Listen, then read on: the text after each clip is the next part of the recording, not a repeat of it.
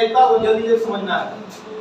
संधि हम लोग जानेंगे दो वर्णों के मेल से जो उत्पन्न विकार पैदा होता है, यानी कि परिवर्तन जो होता है, उसी को क्या बोल देते हैं हम लोग?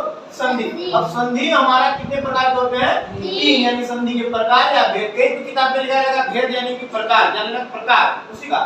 तो सबसे पहला नंबर कौन सा होता है हमारा? स्वर संधि।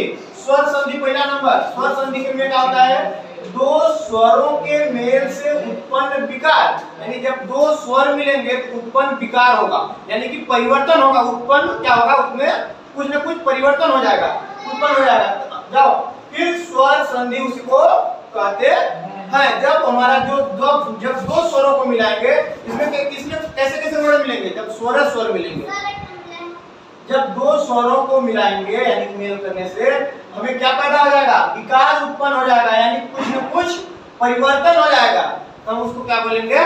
दीर्घ स्वर संधि। हमें यानी कि स्वर संधि, ठीक है? क्या जब दो स्वरों को मिलाएंगे कुछ विकार पैदा होगा तो स्वर संधि। यह 5 प्रकार का होता है। कितने प्रकार का? 5 प्रकार का। पहला नंबर रहेगा उसमें दीर्घ स्वर संधि। दीर्घ में क्या होता है? यानी दीर्घ का मतलब बड़ा, दीर्घ का मतलब बड़ा। हम बोलेंगे कि जब सजातीय स्वर, सजातीय स्वर किसको बोलते हैं? अ और आ एक तरह का है, इसको सजातीय स्वर। छोटा ही, छोटी ही और बड़ी एक तरह का है सजातीय स्वर। छोटा हुआ और बड़ा हुआ एक सजातीय स्वर, ठीक है? जब सजातीय स्वर मिलकर के अपना बड़ा बना लेते हैं, क्या बना लेते हैं? बड़ा बना लेते हैं, ठीक है? तब उसमें क्या बोलते हैं? उसको दीर्घ, ठीक है? बैठे रहना। तब उसी को क्या बोलते हैं? दीर्घ स्वर संधि। यानी उदाहरण हम इधर देख, ऊपर पढ़ते हैं, ऊपर में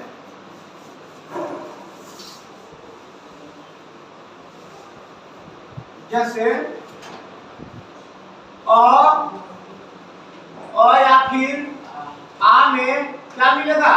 या तो अ मिलेगा या फिर आ मिलेगा, तो क्या पैदा होगा? आ ही पैदा होगा। और दूसरा जब छोटी ई अ में या फिर आ में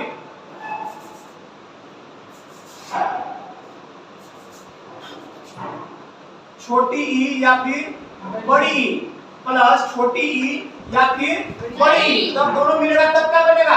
अपना बड़ा वाला, यानी कि दीर्घ। दीर्घ का मतलब होता है बड़ा ही। और ठीक उसी तरीके से छोटा ऊ रहे या फिर बड़ा ऊ रहे, फिर चाहे छोटा ऊ मिले या फिर बड़ा ऊ मिले, तब क्या बनेगा? बड़ा ऊ ही बनेगा। यानी छोटा ऊ में या तो जुड़ेगा बड़ा ऊ तब भी बड़ा ऊ, और जब बड़ा ऊ में बड़ा ऊ मिलेगा तब भी बड़ा ऊ, और बड़ा ऊ में छोटा ऊ मिलेगा तब भी बड़ा ऊ ही बनेगा। तो जिसे बोलते हैं हम लोग दीर्घ स्वर संधि। यानी जब दो सजातीय स्वर मिलेंगे तो उसका अपना क्या कर लेंगे? बड़ा वाला स्वर बना लेंगे, उसी को बोलते हैं दीर्घ स्वर संधि। उदाहरण के लिए विद्या,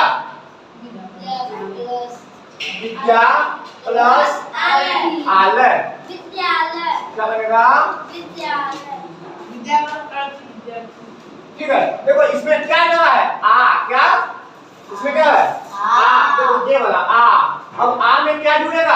आ में आ ही जुड़ गया। जब आ में आ जुड़ेगा तो क्या बनेगा? आ। क्या बन गया? विद्या ल य, यानी आ हो गया नहीं हुआ? अब गिरीश, आ जाओ। कवि, कवि प्लस कवि प्लस इंद्र बराबर कविंद्र।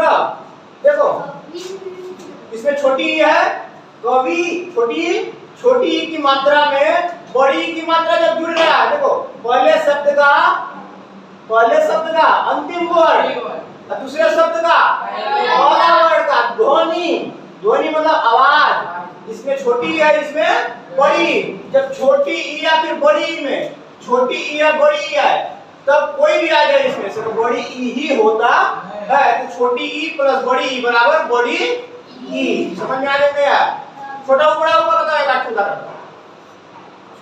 भानु प्लस उदय, भानु प्लस उदय बराबर इसमें छोटा ऊ है, इसमें छोटा ऊ और इसमें छोटा ऊ ही है।